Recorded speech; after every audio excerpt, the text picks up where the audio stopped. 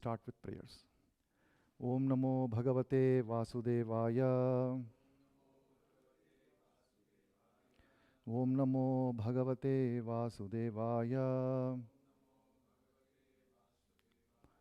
Om Namo Bhagavate Vasudevaya. Narayanam Namaskritya Naram Chaiva Narottamam Devim Saraswatim Vyasam Tato Jayam Mudirayet Nashtaprayeshu Abhadreshu Nityam Bhagavata Sevaya Bhagavati Uttama Shloke Bhaktir Bhavati Naishtiki.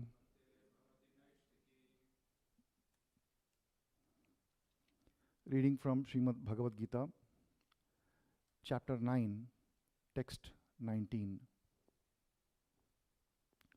Tapami aham varsham tapamyaham varsham nigrihnami utsrajami cha nigrihnami utsrajami cha amritam cha eva mrityuhu cha amritam chaiva mrityuscha sat asat cha aham arjuna sadasachaham arjuna tapamyaham aham varsham nigrihnami utsrajami cha amritam chaiva mrityuscha sadasachaham arjuna tapamyaham aham varsham nigrihnami utsrajami cha amritam chaiva mrityuscha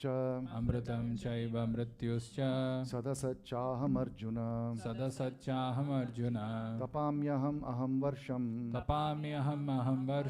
nigrihnami utsrajami cha amritam chaiva mrityuscha sadasachaham arjuna tapamyaham aham varsham nigrihnami utsrajami cha amritam chaiva mrityuscha sadasachaham arjuna tapamyaham aham varsham nigrihnami utsrajami cha amritam chaiva mrityuscha sadasachaham arjuna tapamyaham aham varsham nigrihnami utsrajami cha amritam chaiva mrityuscha sadasachaham arjuna tapamyaham aham varsham nigrihnami utsrajami cha amritam chaiva mrityuscha sadasachaham arjuna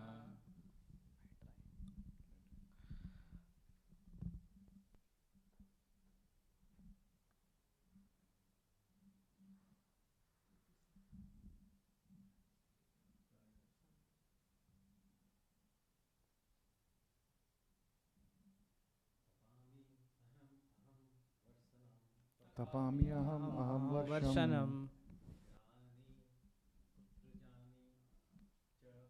nigrihnami utsrajami cha Chaiva mrityu cha amritam chaiva mrityuscha sat asat satas cha aham arjuna sadasachaham arjuna tapami aham varsam tapamyaham varsham nigrami utrujami cha nigrihnami utsrajami cha amritam cha iva mrityam cha Amritam chaiva mrityuscha sat asat cha aham Arjuna. Sadasachaham Arjuna.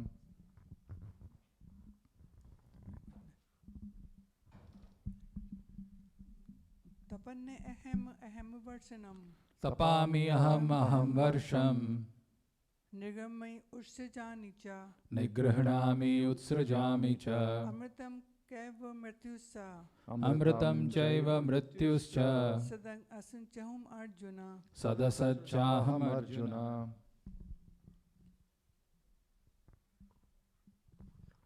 तपामि अहं वर्षं Tapamiyaham aham varsham निगृह्णामि उत्सृजामि च Nigrahnami utsrajami cha अमृतं चैव मृत्युश्च Amritam chaiva mrityuscha सरसचाहामि Arjun. Satasachaham Arjuna. तपामे अहम अहम वर्षम Tapamiyaham aham varsham निगृह्णामि उत्सृजामि च Nigrahnami utsrajami cha अमृतं चैव मृत्युश्च Amritam chaiva mrityuscha सद असच्चहम Arjun. Sadasachaham Arjuna. Online. Tapamiyaham aham varsham Nigrahnami utsrajami cha Amritam chaiva mrityuscha Sadasachaham Arjuna.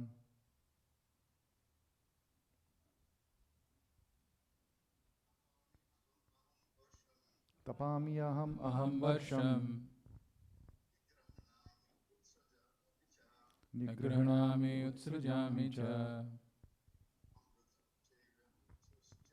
Amritam chaiva mrityuscha. Sadasachaham Arjuna.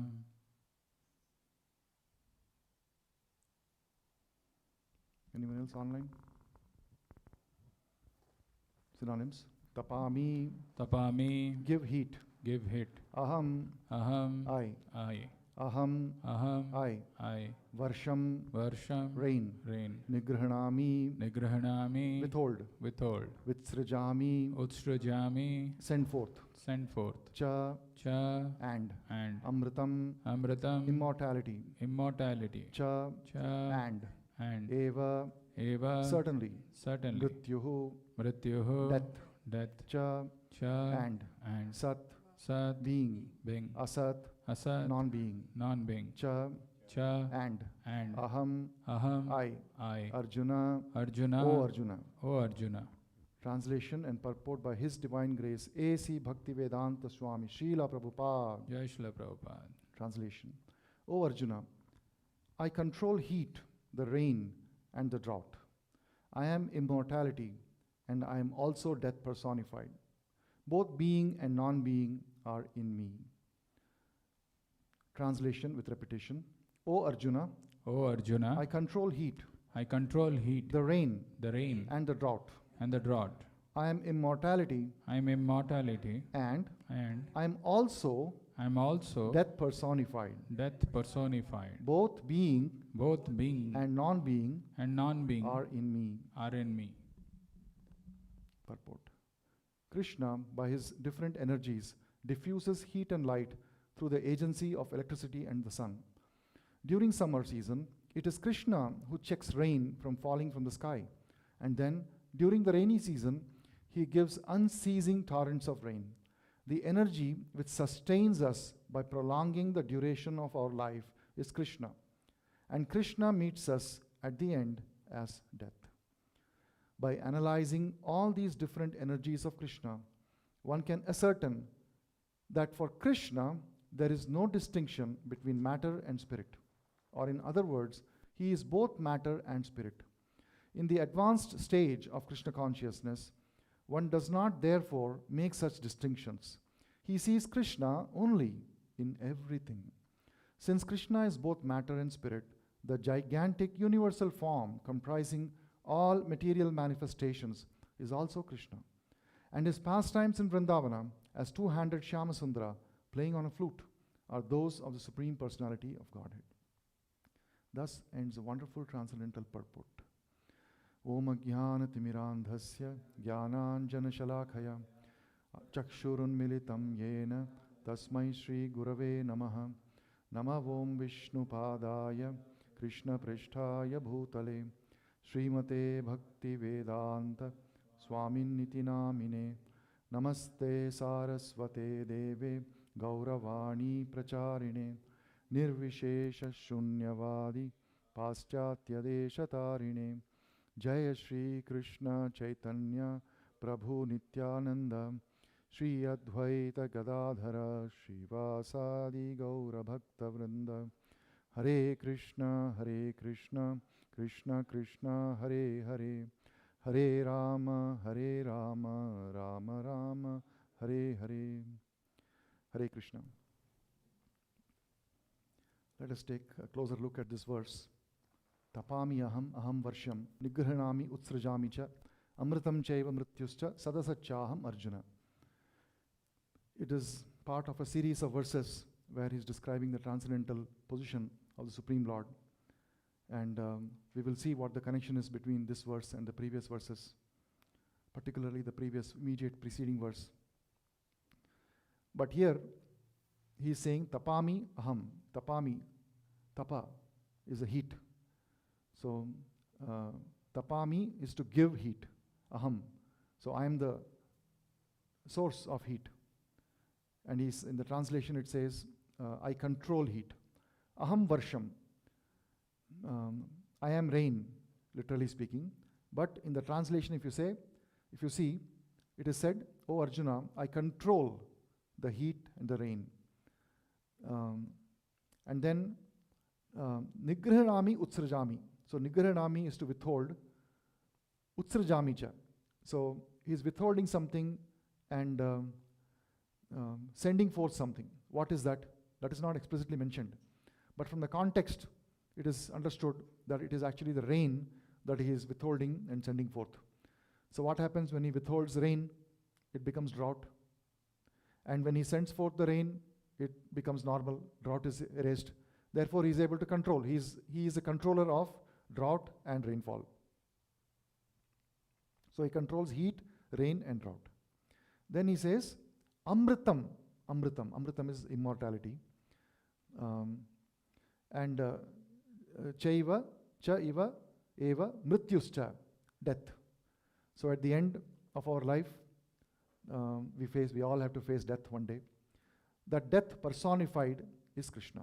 So Krishna says that I am the reason for your living. You're continuing to live. So today if we are all living, it is because Krishna is allowing us to live. He is enabling us to live. And when he so desires, when we reach the end of our life, he meets us as death personified. Sadasat Chaham Arjuna. So that is translated in this is a very important translation of Sat and Asat. And that is there throughout Bhagavad Gita. If you see, in the second chapter also, such a translation is there. Sat and Asat. Normally, our understanding of these words could be Sat means truth, Asat means untruth. But actually in Bhagavad Gita, the translation of Sat is eternity or truth or that which is eternal, which means the living being or spirit. So spirit is referred to as Sat and matter is referred to as Asat. So here matter is translated as non-being. So spirit is living, it is being. Being means living being. So spirit is a living person. And therefore, the translation, word-to-word translation is translating Sat as being, Asat is non-being, which means matter. So both Sat and Asat, cha aham Arjuna. So just see how the translation is there in this, in the translation. Both being and non-being are in me. So this is extremely important for us to pay attention to the translation of a pure devotee so that we understand the actual verse in context. The First of all, although the verse is translating aham as I give heat, and tapami aham, aham varsham, withhold and send forth the rain. And if you see the very intelligently, Srila Prabhupada, how wonderfully he has translated so that we don't misunderstand. He's saying, I control heat, the rain and the drought. I am immortality, and I am also death personified. Both being and non-being are in me. So now let us take a closer look at the purport behind this verse. So I have divided this purport into 3 takeaways. Our attention span being what it is, and our ability to remember being limited. It is very difficult to remember more than 3 things. If these 3 things, or rather even one of these things, if we can take away and remember, and if our life can be transformed as a result, it will be wonderful. So in the purport, there are 3 parts to this. The first part I'm calling how Krishna maintains. And then the second part is seeing Krishna in everything. And the third part is serving Shyama Sundara. So if you see the previous verse, Gatir Bharta Prabhur Sakshi, what is that after that? Gatir? Nivasa Saranam Suhrit Prabhava Pralayas Sthan Nidhanam Bijam Nidhanam Bijam Avyayam. So in this, the first line, Gatir Bharta Prabhur Sakshi, he is saying that he is the destination. Gatir is destination. Bharta is maintainer. And Prabhu Sakshi. Sakshi is witness. So Bharta is maintainer. Krishna is saying that he is a maintainer. And in this verse, he is saying how exactly he is a maintainer. He is giving further elaboration of how exactly he is a maintainer. And Prabhupada is giving in the purport 3 points for that. Krishna, by his different energies, diffuses heat and light through the agency of electricity and the sun. During summer season, it is Krishna who checks rain from falling from the sky. And then during the rainy season, he gives unceasing torrents of rain. The energy by which Krishna is prolonging the duration of our life, the energy which sustains us by prolonging the duration of our life is Krishna. And Krishna meets us at the end as death. So, from the very beginning, from being born, we all require energy to survive, to live, to grow. There are 6 transformations that happen for any living being, right? A person comes to being, and then person grows, and then person stays for some times. The person gives some byproducts, the person dwindles, and then the person dies. These are the 6 transformations that happen in the life of every living being. One comes into existence, one is born, then one grows, one stays for some time, one produces some byproducts, dwindles, and then dies. So if you see in all the 3 stages, the most, of course, without coming into existence, coming into being, none of the others can happen. So right from the beginning, for coming into existence and for growing, the most important thing is energy. Without energy, which is transformed in our body, from the food we take, from our surroundings, we all believe that we are because of the food. But actually, that energy which sustains us by prolonging the duration of life is Krishna. The same body, if the life leaves that body, how much ever food you put in that body, will that body be able to process that food and convert it to energy? It is not possible. So the very same body which was able to process food into energy is unable to process that same food into energy the moment the body person passes away. And therefore, it can be very easily seen that actually the source of energy is the spirit. It is not the matter. Our energy is coming not because of the matter that we consume, but because of the presence of the spirit that is in the body, which is able to process that matter.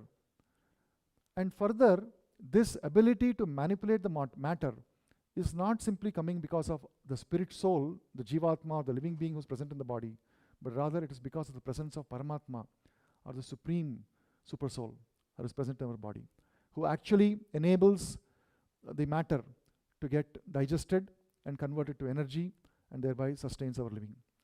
So every part of our existence, very simply using our senses, seeing, smelling, hearing, touching, tasting, all these senses, they're all controlled by various administrative agencies that are controlled by the Supreme Lord. And the Supreme Lord, that is Devatas. The Devatas are in control of all these senses. There is a Devatas for sight, there is a Devata for smelling, there is a Devata for tasting, and they are all working under the direction of the Supreme Lord. The moment the Supreme Lord leaves the body, the Devatas stop acting on the body, the senses stop working, the matter stops getting processed. Therefore, for the very fundamental aspect of our living, in the third point, it is being described here, how exactly Krishna is a Bharta, maintainer, Gatir Bharta. We all think that we are working very hard and are studying hard, and then with that intellectual ability, we take up some work. It could be a business, or it could be an employment in some company. And because of that hard work and industrious power, with that we are able to earn a living. And therefore, the maintainer, our maintainer, we often consider that while I'm a student, my school is maintaining me because they're providing me a very important education that is required for my livelihood later on. And then when we are graduated, we believe that our employer is our maintainer, and specifically in the employer there will be some boss, and the boss's boss will be there, and boss's peer will be there, and we are naturally very respectful towards them because we consider them to be our maintainers. We give our very life, our sweat energy, our blood, everything is given to the employer if you are employed, or if you are self-employed, then we consider the customers to be our maintainers, because in the absence of customers, we find that our business cannot run. Whether we are selling some goods or whether you're selling a service, whatever it may be, if you are self-employed, our customer becomes our very extremely important maintainer.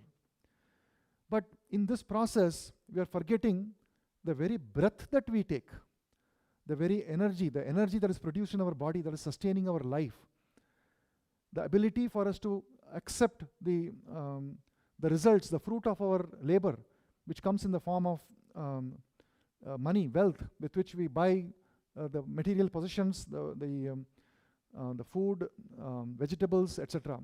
And then we cook the energy that is needed to cook something, to cook the food, and then to then have that food. All this energy that is required for us, where is that energy coming from? We forget that.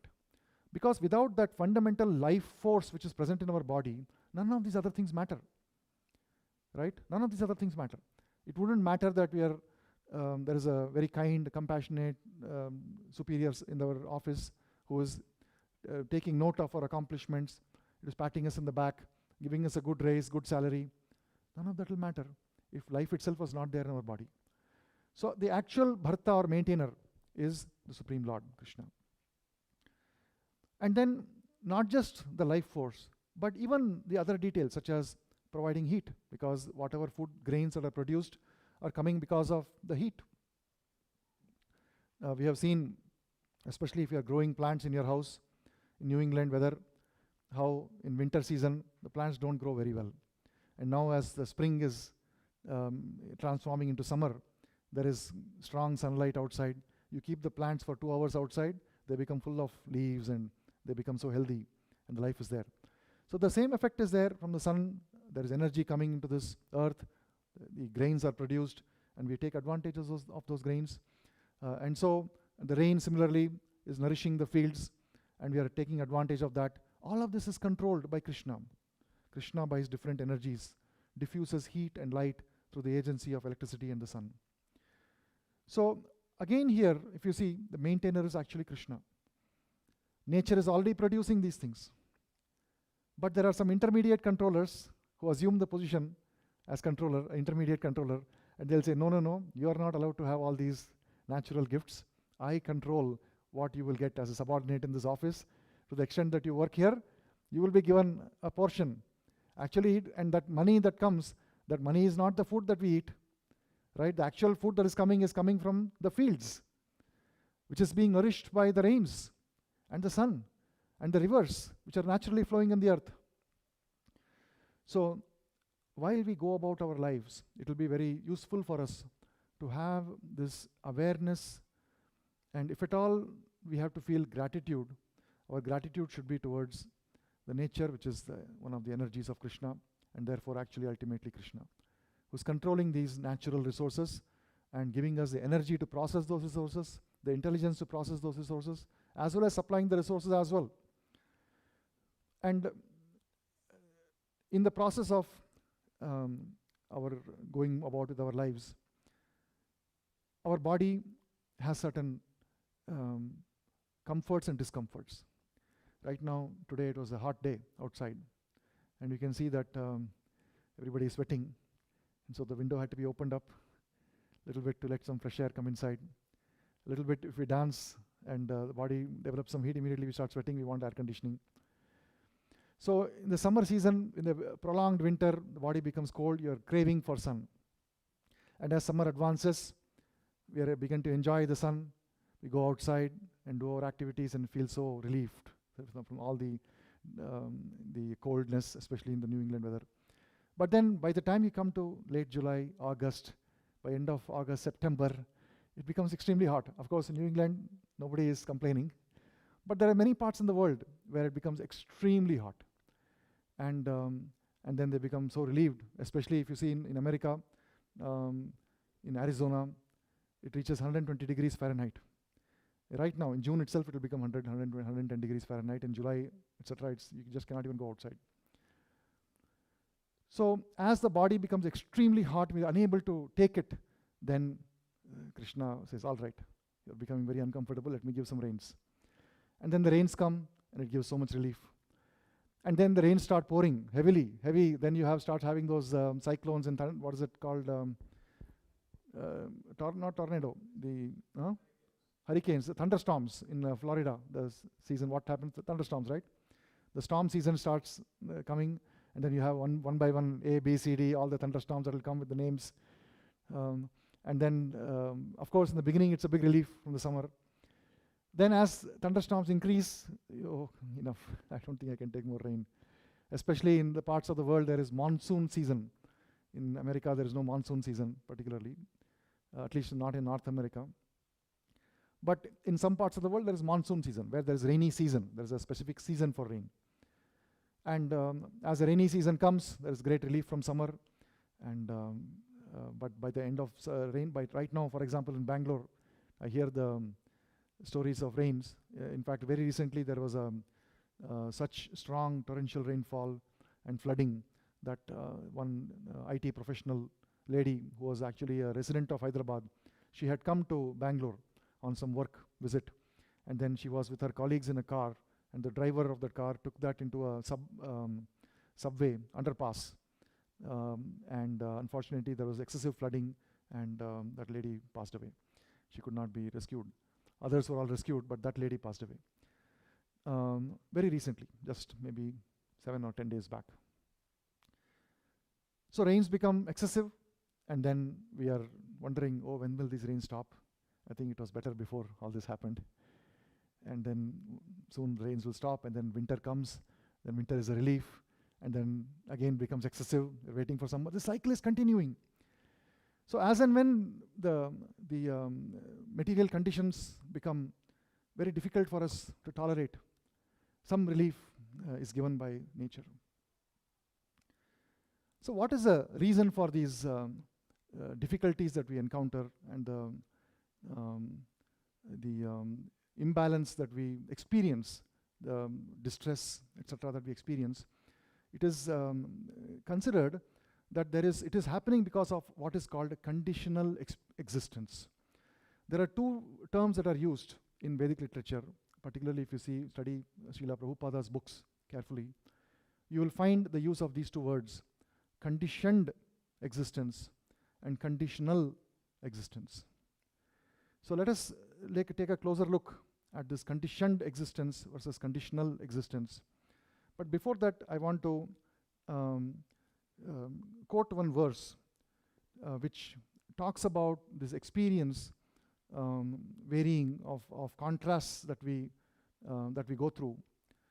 There is a verse in Bhagavad Gita, Matra sparshastu kaunteya, shitosna sukha dukkadaha, agama apayino anityas, tam titikshasva bharata. Matra sparshastu kaunteya means it is because of the sense perceptions. Matra sparsha. Sparsha is sense perception or sense, our senses. Matra sparshastu kaunteya. Shita ushna sukha dukkadaha. Shita is winter and ushna is summer. Shita ushna sukha. Sukha is happiness and dukkha is distress. So these appearances of happiness and distress, summer and winter, all these are coming because of sense perception. And just as these experiences of happiness and distress, heat and cold, they're all temporary. These temporary experiences that we undergo is actually coming because of sense perception. So in other words, our senses are giving us an experience which is contingent upon the environment that is around us. If the environment around us is giving some heat, we feel the heat. Sometimes that same heat is leading to happiness, sometimes the same heat is giving light to distress. If the heat is continuing for several days, then it becomes distress. But from winter, if it is going to summer, we feel some happiness.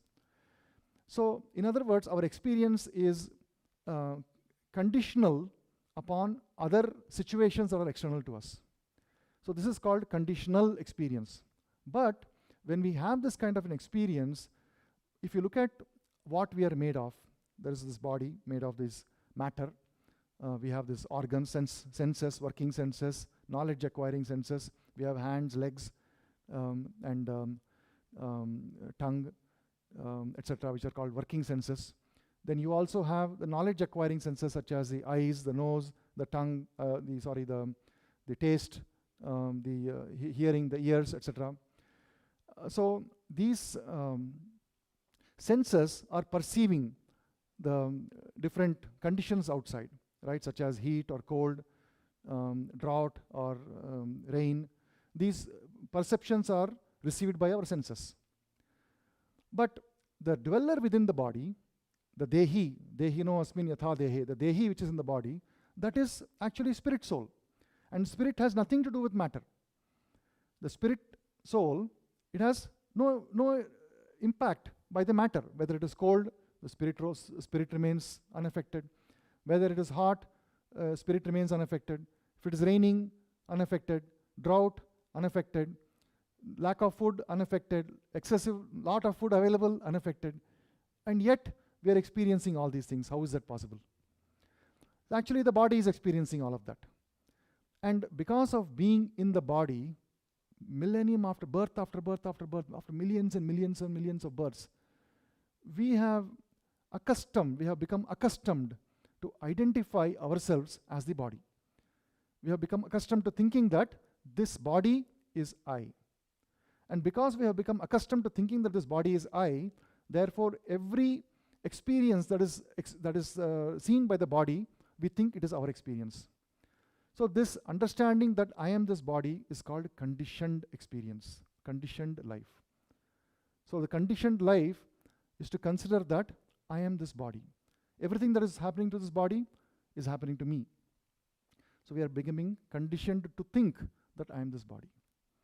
Conditional experience is to consider that my experiences are contingent upon other external factors outside of me. So, if you consider the nature of our spirit soul, it is not to be conditional, it is not to be conditioned. The nature of spirit soul is eternal. And if you see the verse, we'll come to that a little later, where in the last line of the verse, Krishna is saying, Sad Asat Cha Aham. So, Sat is eternity or living spirit, Asat is matter. So, the spirit is Sat and matter is Asat. So there is actually no reason, no legitimate reason why Sat, which is our nature, should be confusing or should be experiencing these temporary manifestations of happiness and distress. but it is happening because of contact with Asat or because of identification with Asat. So both these Asat and Sat are situated in Krishna. That is what Krishna is saying. Then the question becomes, why? Why is such an arrangement made? Why is there an arrangement that is being made by Krishna wherein we are put into this unnatural position of considering that I am the body and thereby being subjected to all these temporary manifestation of happiness and distress, heat and cold, etc. And on the other hand, Krishna is saying they are all situated in me and he is controller of all these things. So why is he making us go through this?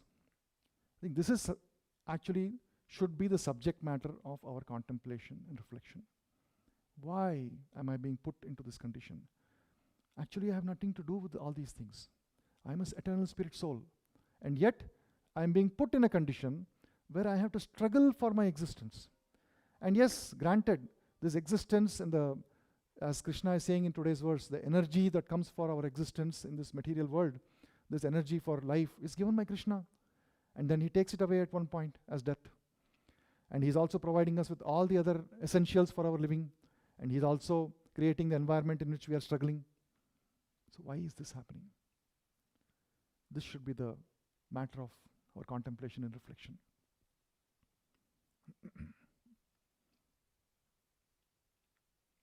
It has actually been described in Bhagavad Gita as well as in many other scriptures that this is happening because we have forgotten our real identity of Sat identity. We have forgotten who we are. And we want to forget who we are. We want to remain in that forgetfulness.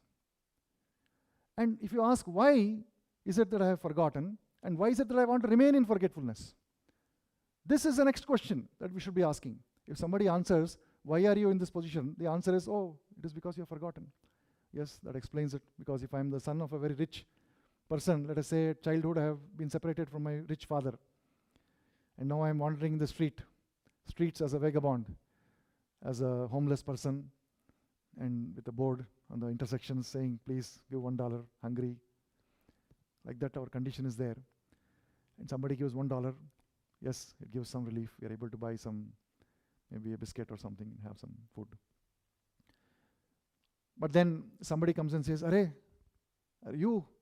I know who you are.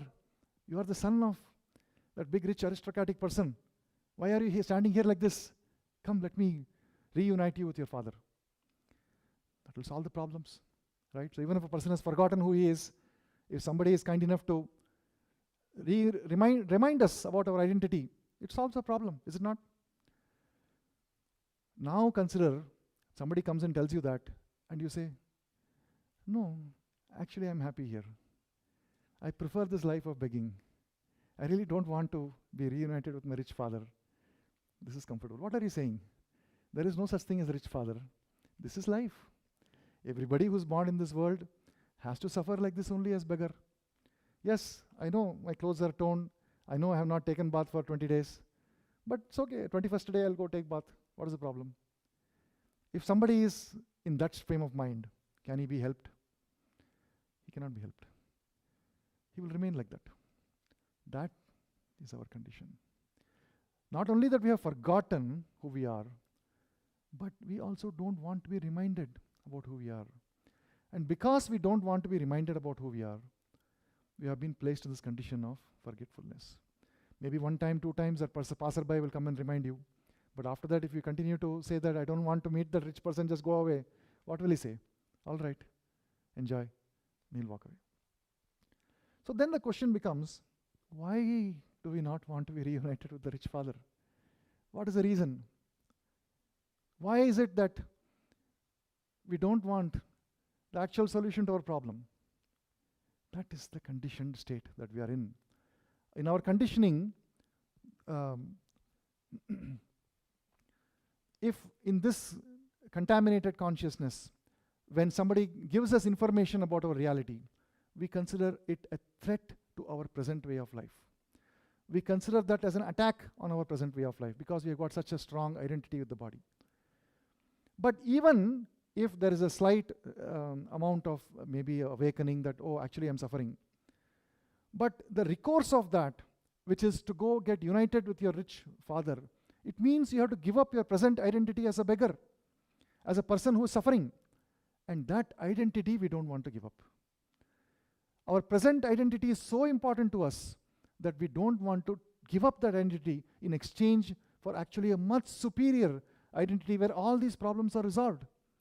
In fact, to the extent that we consider that rich father as a threat to us, as a competition to us. We perceive the rich father as a competition to us.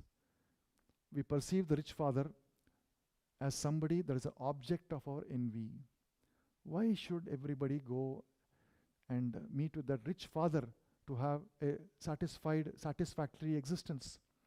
Why cannot I create my own circumstances for satisfactory existence? I am powerful. Look at me. I'm standing on my 2 legs. I have protected myself. I can write a board. I can stand here in the intersection and beg for money. This life gives me freedom. I can beg when I choose to beg. I can keep my board down when I don't want to. I am the boss of my destiny.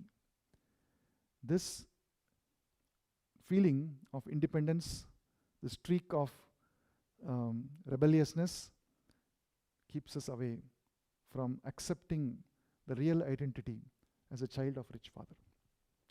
Of course, I've been talking about this rich father for a while. I hope there is no doubt on who the rich father is. Yes, no doubt, doubtlessly. The rich father is Krishna, and we are the vagabond child, prodigal child, that refuses to accept the offer of protection, the offer of erasing of all our miseries from Krishna.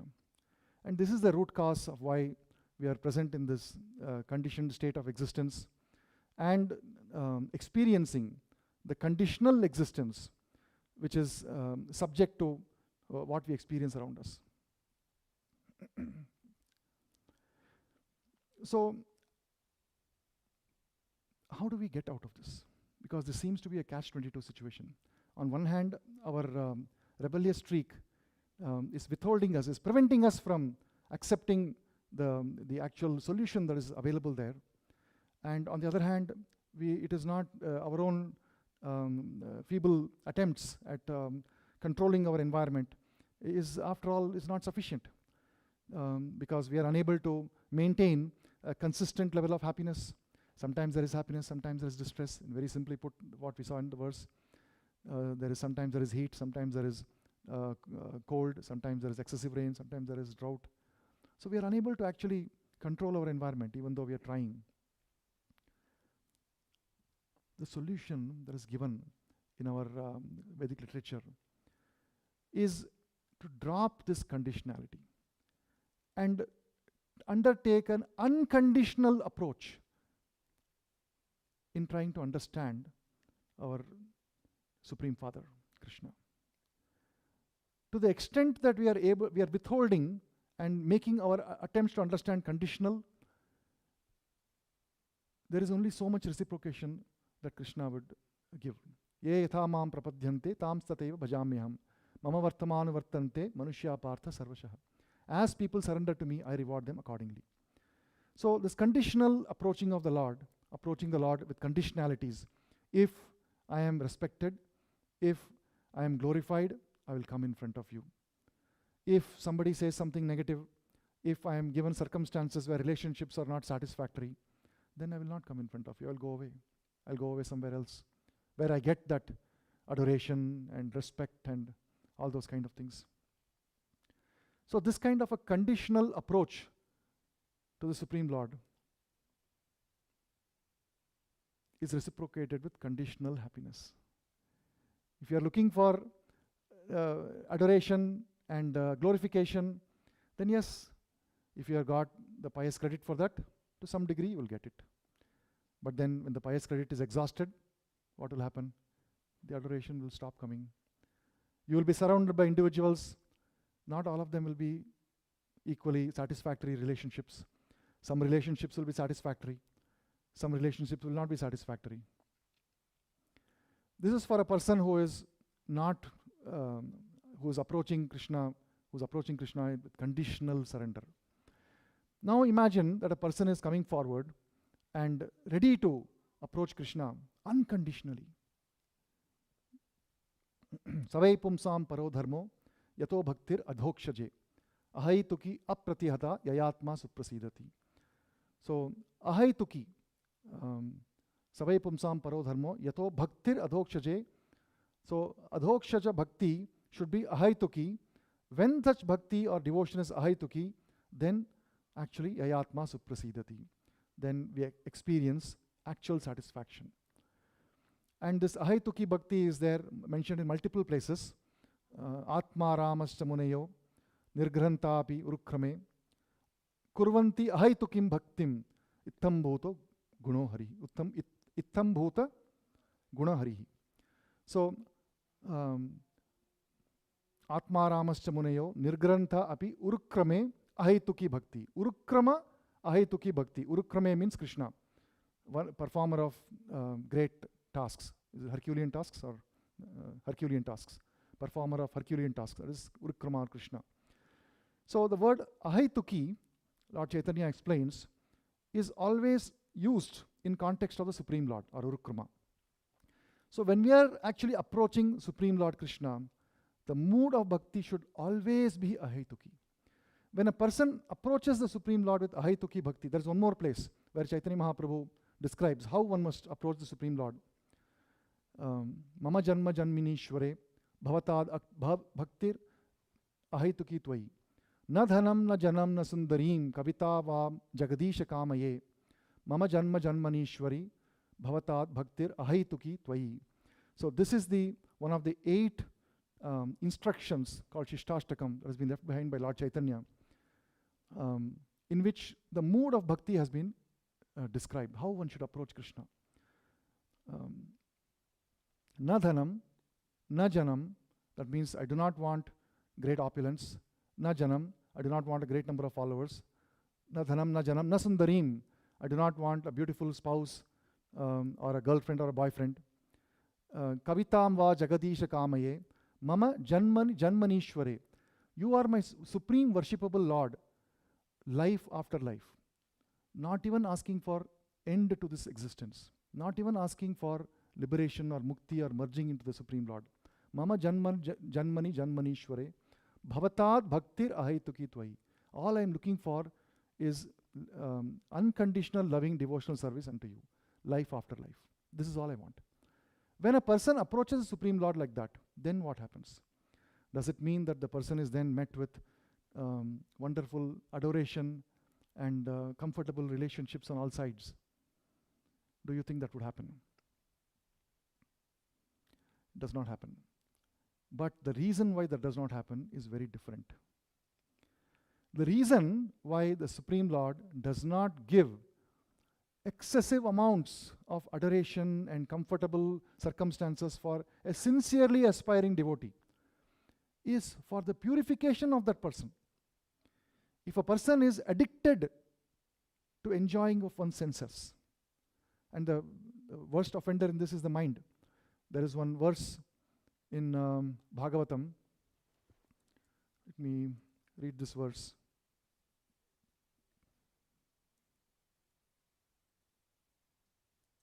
Give me 1 second. Yes. It's a wonderful verse. Buddhim tu pramadam vidyan mamaham iti yat kritam yam adhisthaya dehesmin puman bhungte kshabhir gunan. The great sage Narada continued. The word pramada mentioned in this regard refers to material intelligence or ignorance. It is to be so understood as such. When one takes shelter of this kind of intelligence, he identifies himself with material body. Influenced by the material consciousness of I and mine, he begins to enjoy and suffer through his senses, and thus the living entity is entrapped. This is a conversation that is happening. A sage Narada is speaking this, and there is a set of verses that comes after this with Sage Narada and what is the name of that person? Prachina Barhi in Bhagavatam. And there is a set of verses in which it is described how there is a concept there is a person called Puranjana, and using the analogy of this person called Puranjana, how this body works, how the senses are working, and how the mind is working, it's all being described in Srimad Bhagavatam. And in that analogy, it is described that the mind is actually the controller of a commander of all the other senses. Brihad balam mano vidyat ubhayendriya rayakam panchala panchavishaya yanmadhye navakham puram. The 11th attendant, who is the commander of others, is known as the mind. He is the leader of the senses, both in acquisition of knowledge and in performance of work. The Panchala kingdom is that atmosphere in which 5 sense objects are enjoyed. Within that Panchala kingdom is a city of the body which has 9 gates. So here in this verse, Prabhupada is explaining, purport, mind is the center of all activities and is described here as Brihad Bala, very powerful. To get out of the clutches of Maya, material existence, one has to control his mind. According to training, the mind is the friend and the enemy of the living entity. And then further he gives a very nice example. Imagine that you have an estate that you're owning. If one gets a good manager, his estate is very nicely managed. But if the manager is a thief, then his estate is spoiled. Similarly, in his material conditional existence, the living entity gives power of attorney to his mind. So imagine you have this wonderful power, you have a complete control over your estate, but then you say, oh, I'm too bored to do all this estate management. Let me draft a document. I'm giving a power of attorney to the mind. Here, mind, you take it, do whatever you want with that estate. That is what we are doing with our body. All our senses are controlled by the mind, and the mind is dictating what we are doing. So that is why the process of devotion starts with controlling the mind or dovetailing the mind in the service of the Lord. And Ambarish Maharaj did that. And there is a verse for that. Savai manah Krishna padara vindayoho. So the mind has to be engaged in devotional service. But because our mind is not engaged in devotional service, and because we have got attachment to experiencing false prestige, experiencing sukha or happiness in relationships, adoration, we are interested in experiencing worship, frankly, by others. But we have understood that it is not correct to do that. Let us say, hypothetically, that you understood that you don't want that. But still you're addicted. So, as a purificatory method, Krishna regulates the amount of addictive substance that is given to us in our surroundings. Let us say that a person is deeply under the control of substance abuse. How will you help that person? Let us say somebody is addicted to coffee. What will you do? Somebody is addicted to drugs. What will you do? You have to withhold. Somebody has to withhold. That person is not able to help himself or herself. So what happens? Krishna is our supreme benefactor and friend. He withholds those very substances with which we are hopelessly addicted. And therefore, he will sometimes withhold these objects of our pleasure, such as happiness in relationships, the amount of recognition, appreciation, adoration that is available to us in our relationships. These are all deliberately withheld, even for aspiring devotee.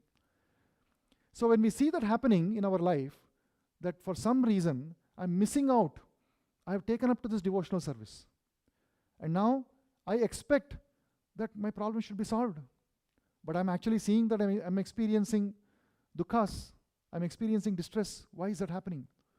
It is because Krishna is acting as a purifying agent, and he's attacking your sources of addiction, and gradually he's taking it out. And when we recognize that, immediately we would, if we are able to recognize that, when this happens, very difficult to recognize it, very difficult. Because when we're experiencing the distress, at that time we are unable to have the remembrance of the fact that is actually for my benefit. See, remember, there is a same thing is happening to two people. One person is in conditional existence. For him, sometimes based on his pious credit, he gets all kinds of opulences and wealth and happiness temporarily. And when the pious credit is exhausted, all of that is withdrawn. And now there is a devotee who seems to be experiencing the same thing, but they are not the same. The devotee is experiencing it because Krishna is purifying him. The non-devotee is experiencing it because that is his karma. That is what he deserves. So this difference, if we understand, we can understand our experience in conditional life and in devotee life. So moving forward, there is two other area which I'll just touch upon quickly. Seeing Krishna in everything. By analyzing all these different energies of Krishna, one can ascertain that for Krishna there is no distinction between matter and spirit. Or in other words, he is both matter and spirit.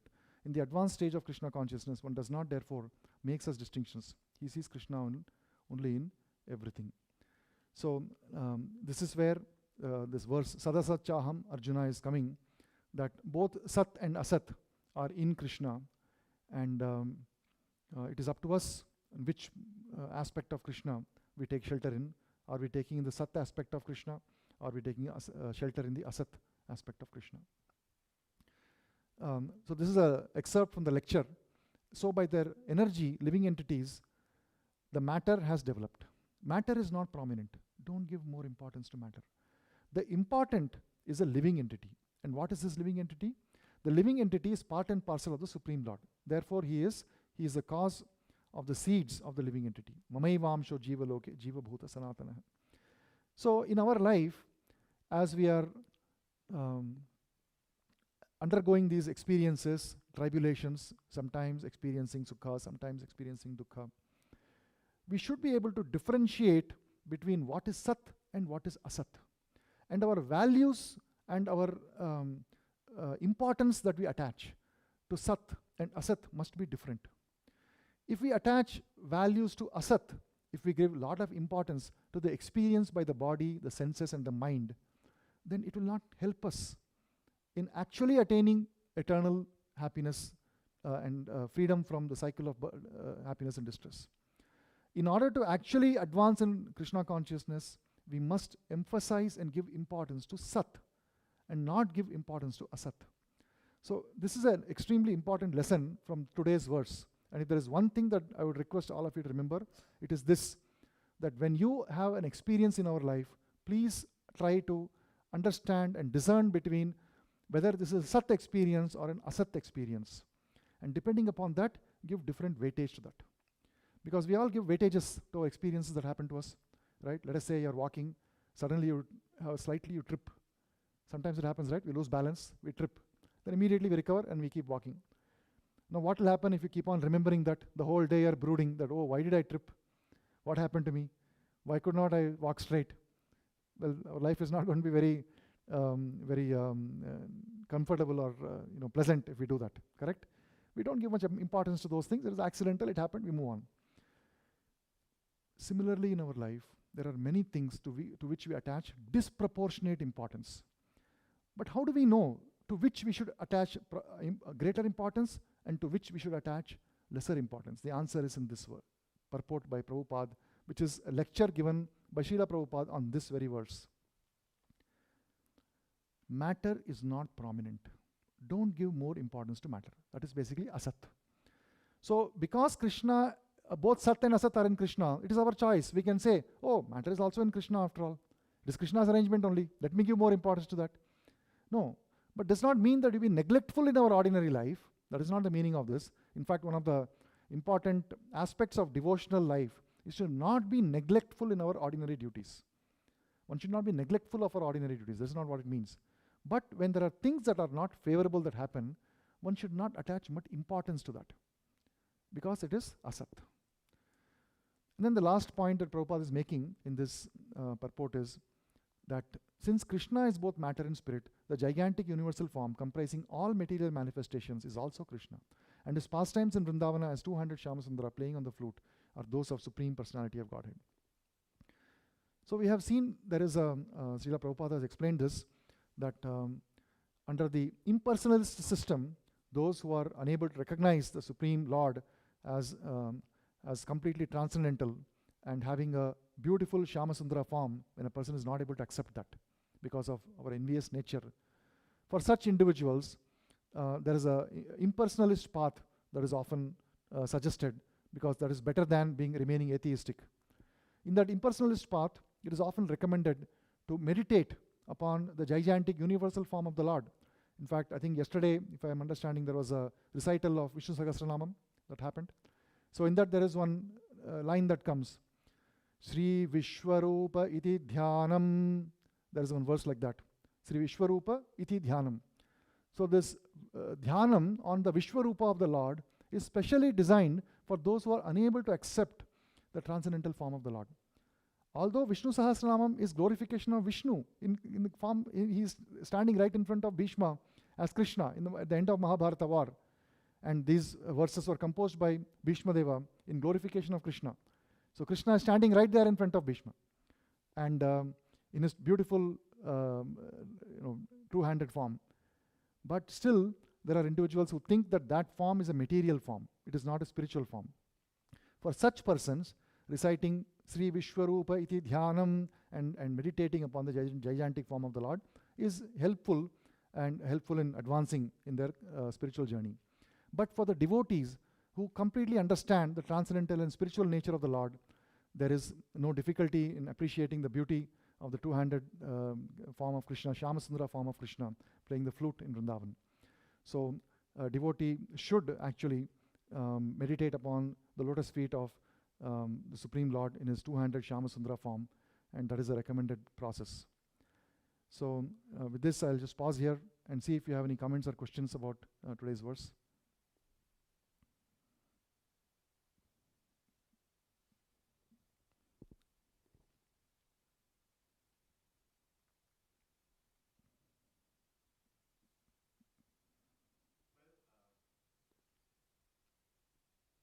I think the way you explained was really excellent. But the basic questions that is asked in general is that why was this all created, right? I mean, what is the purpose, right? Because in the end, in the terms of Vedic form, the whole idea, although you are kind of talking in a little different way, but typically the idea is that you kind of come from the Lord, right? And then you merge back. That is the nirvana or moksha, right? But you are obviously saying that you should, talk about, service in the feet of Lord in every lifetime, right? Not really aim for that directly. But the whole idea in Vedic literature is that, right? So the question often happens in discussions is that if we have to go back, why is this? Is it just part of the Leela? Is it like, some people who are playing computer games, they say, is it just a game that, is being kind of, we are asked to participate in? Yes. So that... Is it all just a game? Yeah. Yes. Very good question. So the question is, I think the mic was not working for those who are online. The question is, why all this? Why go to the extent of, having all this trials and tribulations in our life? If anyway we all came from the Lord, we're going to merge back into the Lord. Then all these intermediate things, should we just ignore it and wait for that day? Anyway, it will happen. It's a very interesting question, and one that we should try to see based on what is called Shastra Chakshu, or spiritual vision, from the vision based on the scriptures. We often try to ask these questions and try to answer them based on what I would call in legal parlance, hearsay. Hearsay means somebody said something and we try to repeat that. And then we try to put these pieces of information that we are getting from different sources, which are all often, again, indirect quotations or indirect information. And we miss the opportunity to actually see what is mentioned in the Shastras.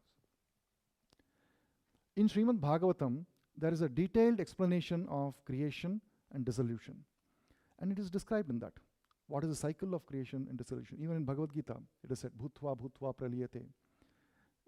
Every day, every day Brahma wakes up in the morning, his morning, and then he does creation. And then by nightfall, the creation is gone. Then again next day he creates. And that one day of Brahma, that is called one kalpa, is 4 billion years, and night time is similarly 4 billion earth years, so 8 billion years. Every 8 billion years this is happening. And he does that for 100 of Brahma's years. And at the end of that, even Brahma is, he quits his body. And that universe is dissolved. All the living entities go back into the belly of Narayana. Next day, again, when Narayana in that form breathes out, millions of universes are coming out. And each of these universes, there is a Brahma. And in each of those universes, every day Brahma is waking and doing secondary creation. So there is all these living entities that are being injected into these universes when Narayana breathes out. And when he breathes in, they all come back inside. To borrow your phrase, they are all merging back. But actually, if you observe the Shastra closely, those living entities that are merging into the belly of Narayana, they don't actually lose their identity. The living entity remains that individual. And when the next breath of Brahma, or next breath of Narayana, when he comes out, the millions of universes coming out, those living entities are again injected into varieties of species. And the way in which they get their body depends upon their state of mind at which they were assimilated in the belly of Narayana. If a person at the time of dissolution, at that time of dissolution, even there is an intermediate dissolution every day of Brahma, same thing happens. When the living entities, all the planetary systems, they're all destroyed, all the living entities are destroyed, except up to Satyaloka, Brahma's Loka. Everything else is destroyed. So what happens to those living entities? They remain suspended for that one night of Brahma, and next day morning they are again put back. Do they all get a human body? No. Somebody gets a fish body, somebody gets a bear body, somebody gets a bird body. What determines that? That person, that spirit soul, Jivatma, actually has retained his identity through that cycle. And he is again getting a body based on his last state of mind. Yam yam vapi smaran bhavam, tyajantyante kalevaram, tam tam evaiti kaunteya sadatad bhava bhavitaha. So based on the state of mind at the time of quitting the body, he gets the next body. That is not actually liberation or nirvana. What is stated as liberation or nirvana is actually permanently ending the cycle of birth and death. So entering into the belly of Narayana in the dissolution cycle is not nirvana. Actually, Brahma Nirvanam Richati. Complete liberation means liberation from the cycle of birth and death. And the permanent way to get that is actually enter into the spiritual kingdom, into Goloka or Vaikuntha. When a person reaches Vaikuntha and is able to associate with the Supreme Lord in one of the many different ways, as a servant, as a bumblebee, as a blade of grass, as a deer, or as a devotee. These are spiritual bodies possible in Vaikuntha. Their eternal spiritual cognizant body as pure devotees serving the Lord. From that position, one never returns. Yad gatva na nivartante tad dhama paramam mama. So that paramam mama, param dhamam, is what we should be aspiring to reach. This temporary dissolution and entering into Narayana's belly is not eternal. Now there is one more kind of nirvana in which a person can merge into the Brahman effulgence of the Lord, which is a realm between the spiritual world and the material world. There is a impersonal Brahma Jyoti, and it is possible to merge into that. But that is also described in Srimad Bhagavatam, that when a person merges into it like that, his identity is dissolved. The person's identity remains, but is under suspended animation. He cannot express his any desire. For example, as being part and parcel of Krishna, all of us have this inherent quality of associating with others. Krishna likes to enjoy with his friends, right? Whenever Krishna comes, he's enjoying. So Krishna says, Mamaivamsho jiva loke jiva bhuta sanatanaha. We are all amsha of Krishna, eternal amsha of Krishna. So as eternal amsha of Krishna, just as a drop of ocean has all the qualities of ocean, but it doesn't have the quantity of ocean. You cannot get a tsunami in one drop of ocean, but it has all the qualities of ocean. Similarly, as a drop of Krishna, we have all the qualities of Krishna. One of the qualities of Krishna is he enjoys interacting with others. So when you are in that Brahman effulgence, if you merge into that, your identity is there, but you are unable to interact with others. This state is not a permanent state, although it can be there for a very long time. And in that state, there is no accounting of time also. It is beyond time.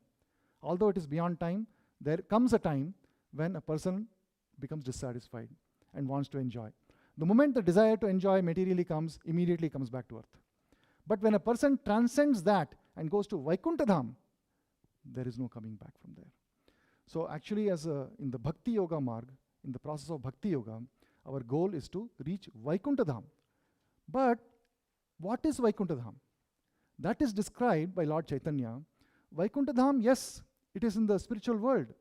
But then, what is spirit and what is matter? That actually is about the purpose for which we use something. The same world that is around us, can be considered to be Vaikuntha if we are in Vaikuntha consciousness. When we are in the spiritual consciousness, the world around us becomes a spiritual world. And we are in material consciousness, the world around us becomes material world. This is not to say that there isn't a spiritual world. There is a spiritual world out there, which is beyond the material realm. But even here, in this material world, by transforming our consciousness, it is possible to enter into a spiritual world around us. And that is actually the process that is recommended by Lord Chaitanya. When I quoted that verse, Na dhanam na janam na sundarim kavitam vam jagadisha kamaye mama janmani janmanishware bhavatat bhaktir ahituki tvai. In that verse, Chaitanya Mahaprabhu is recommending that don't be very eager to get out of this and reach some so-called spiritual world. Yes, there is a spiritual world, and yes, no doubt, that's the eternal abode that you should aspire to go to. But as a devotee, our aspiration should be simply lifetime after lifetime, I don't want to forget you, my Lord. I simply want to remain engaged in your service. If that is what you have as a destiny for me, I gladly accept that. Simply engage me in your service. This is actually the ambition that we should have as a devotee. And the purpose, your other question was, why is it then we are put into these tribulations in our life? If the ultimate goal, if Krishna has in his power, is the Lord has in his power to liberate us, the Lord and his power to bind us, what is the purpose for which we are experiencing these tribulations? It is because the Lord never overrules our free will. Our surrender has to be with free will. There is no concept of a devotion at gunpoint, right? You cannot have devotion at gunpoint. Devotion must be voluntary. And therefore, the circumstances that we find ourselves in are especially crafted by the Lord to purify us in a way that our futility of trying to be the Lord of everything that we see is eliminated, and we see the loving reciprocation of the Lord. So it is to experience the love of the Lord that these tribulations are placed before us. That is the explanation that's given for that. And ultimately, these explanations are best seen through the eyes of the scripture, and then it remains objective. So that is the answer to that question. Any other question?